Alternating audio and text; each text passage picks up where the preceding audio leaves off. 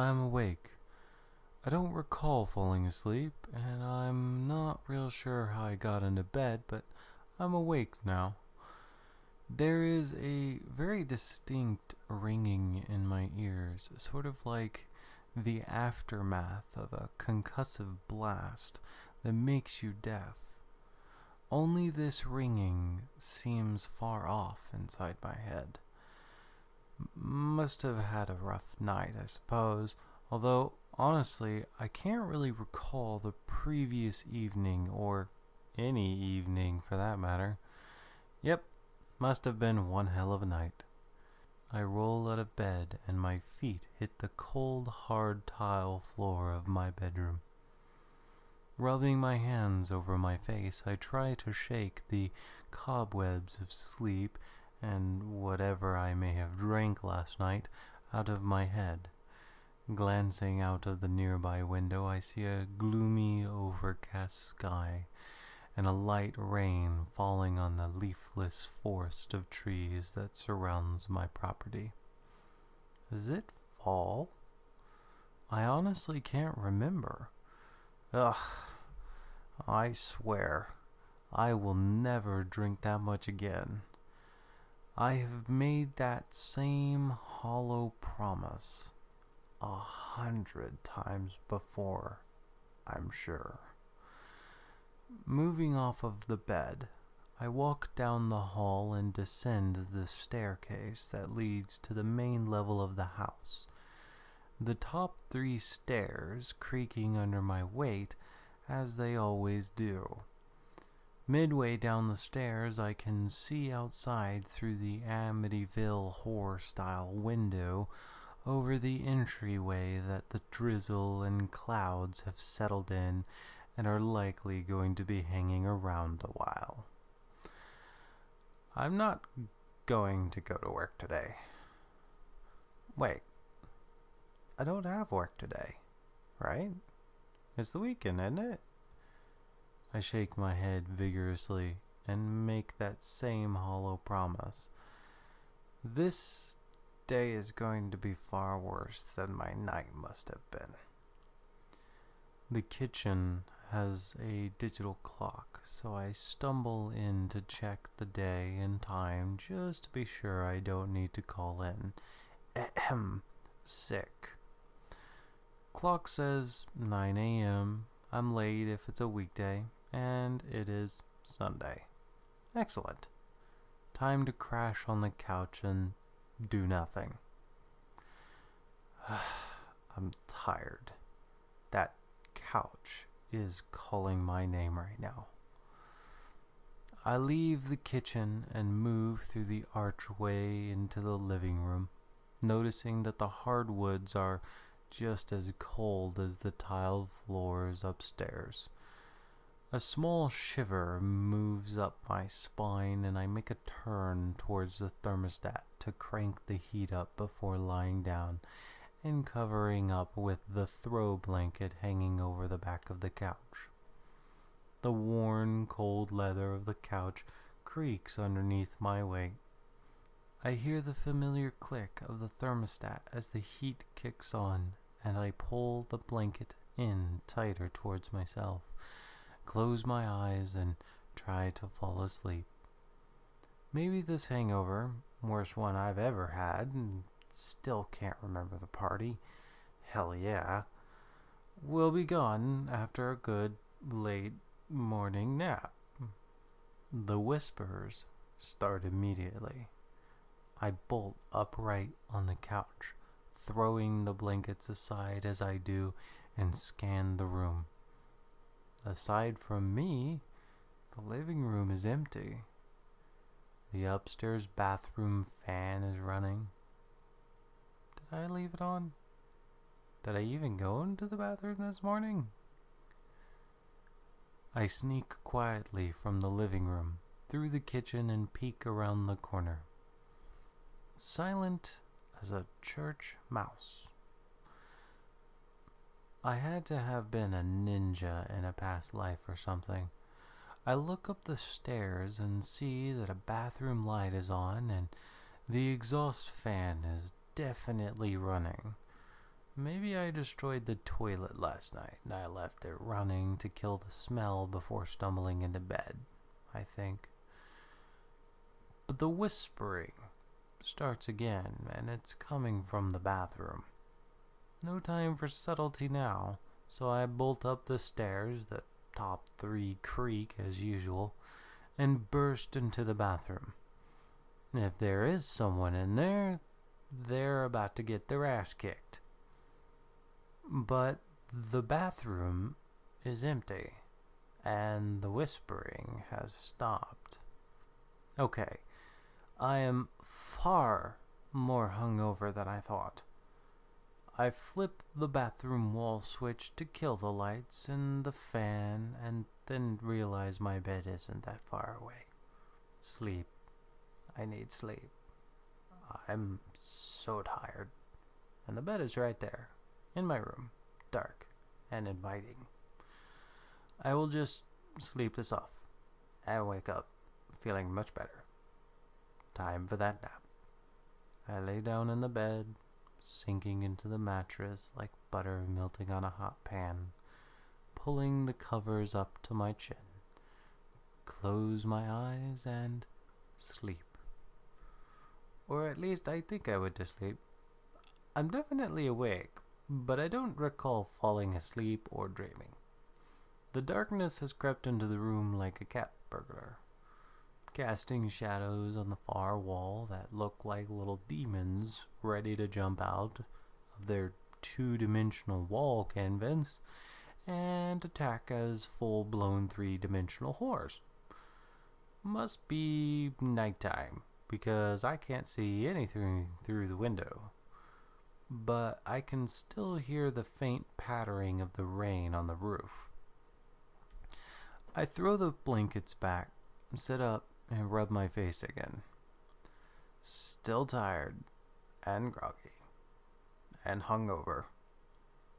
I leave the demons behind me on the bedroom wall, and head to the bathroom. The light is still off, so I flip it on.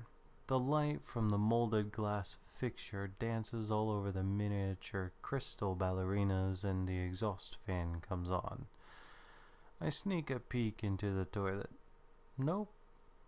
No prayers offered up to the porcelain in here, I think to myself. As I turn to the mirror to face myself and dreading the sight I will behold in this rough state, sounds from downstairs freeze me in my tracks. It is the unmistakable sound of silverware on plates. Someone is eating dinner in my house. The top 3 stairs creak once again as I fly down the first floor, burst into the kitchen, throwing the door wide as I enter, and head towards the dinner table by the bay window. There are plates there, remnants of a half-eaten meal on each of them, but whoever was here, eating my food, left in a hurry when they heard me coming. The hardwood floor leading to the front door sounds like a herd of elephants is holding a track meet on it. The bastards are running out the front door. As I quickly head to the entryway, I see the door close and hear the deadbolt click into place. They have a key? They must have, because they just locked the door from the outside. I peer through the stained glass window slits that are on the other side of the front door, but I can't see anyone in the blackness of this rain-soaked night. The idea that someone was in my house eating my food and has a key, it disturbs me. There was clearly more than one, and while my past life ninja skills might help me fight them if they return, I don't want to pin my survivability hopes on reincarnation theory. Besides, I'm just so tired. Let the cups do their job. I grab the phone off the wall and dial 911. Nothing. I hang up and I try again. Still nothing. There is no dial tone. Did they cut the lines? Bastards. Now I'm pissed. They were in my house eating my food and now they cut the phone lines? Well, they don't have a car because I would have heard it fire up and drive off. Their asses are mine. As I storm out of the kitchen towards the front window, I leave a trail of dinner plates and silverware, half-eaten food, and anything else on the counters strewn on the floor. The dull ringing in my ears has intensified a little. I am tired and groggy, but I also don't care. I'm pissed. Open the front door so fast, I don't even feel the brass handle in my palm. It slams shut behind me, taking long, determined strides into my fog-covered front yard. Seems like the rain has let up. I start scanning for these assholes and elbows. I spend the next hour searching the yard along the tree line, but I don't find any sign of people.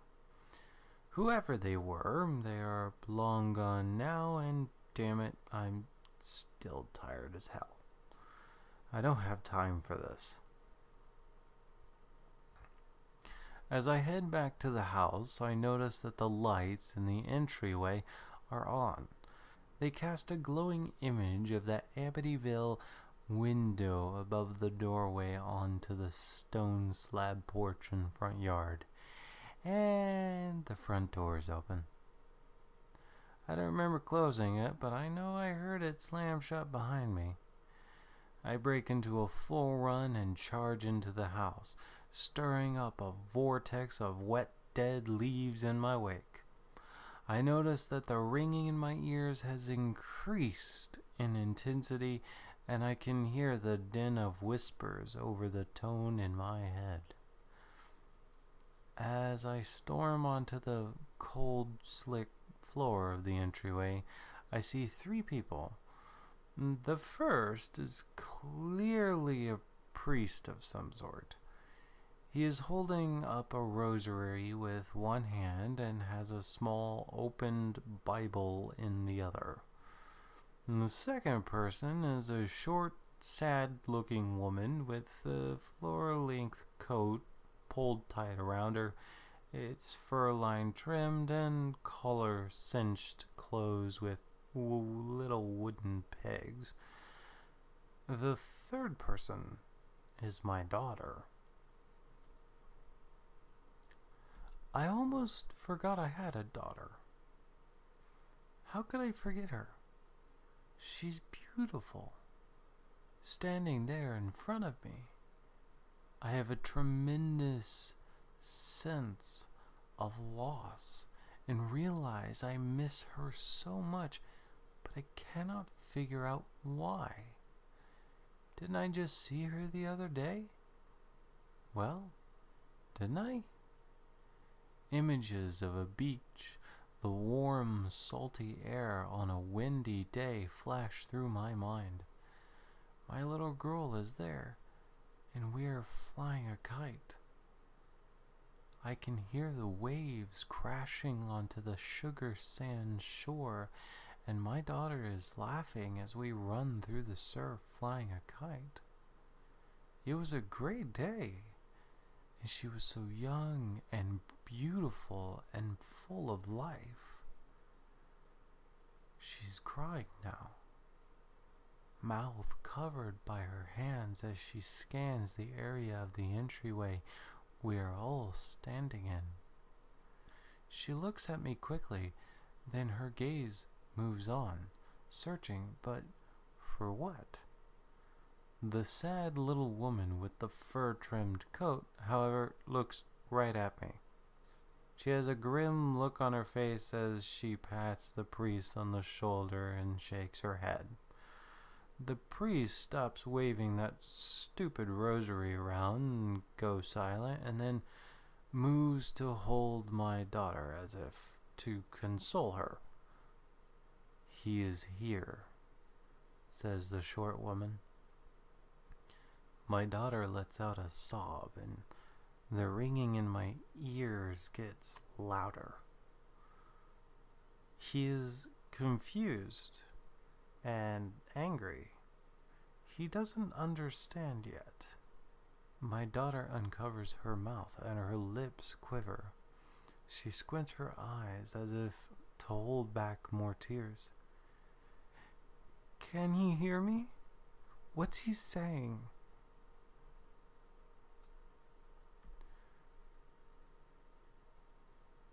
The short woman shakes her head.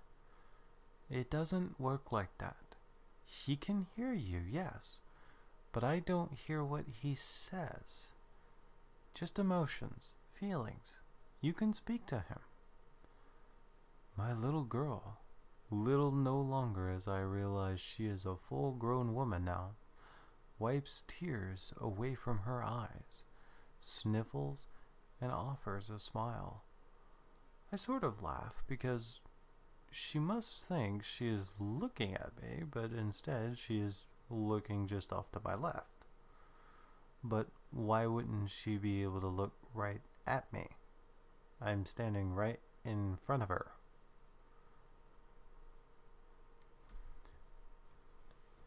"Dad, you can go now. We're going to be okay. Mom and I love you and miss you so much, but you have to go. You will be better off." My daughter laughs a little and smiles that smile I always love to see. "Don't worry, I won't let Mom sell the house. I know you love it." The ringing in my ears is nearly deafening, but I don't care. Why is she talking to me like this? Why does she want me to leave?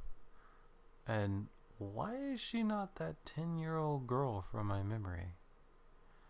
I realize I am screaming these questions at her.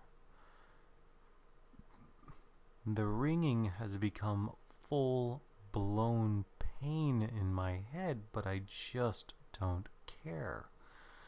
I press my hands to my ears, trying to block out the noise, shake my head side to side, and continue screaming questions at my daughter. The short woman shakes her head again. She casts a sad look towards my daughter. "He is very angry. He is yelling at you. I can't hear the words. But he doesn't understand why you are saying these things. He is very, very confused. He doesn't know it is time to move on from this life." Wait. What did she just say? I stopped screaming and lowered my hands. The ringing in my ears subsiding, and instead begins a slow descent into a single harmonious tone. "What does she mean that it's time to move on?" My daughter smiles again. I've missed that so much. "Daddy, we love you. It is time for you to move on. You can't keep scaring the hell out of Mom and I. We appreciate you staying with us to make sure we're okay, and we are, but you need to go." Behind my daughter, the kitchen doorway suddenly flares to life with the brightest light I've ever seen. Pure, clean, and inviting. That harmonious tone grows louder, not painful, but inviting. I look away and to the three people standing before me. They don't see the light. It beckons me, so I begin to walk towards it. The short woman pats my daughter's hand and nods her head.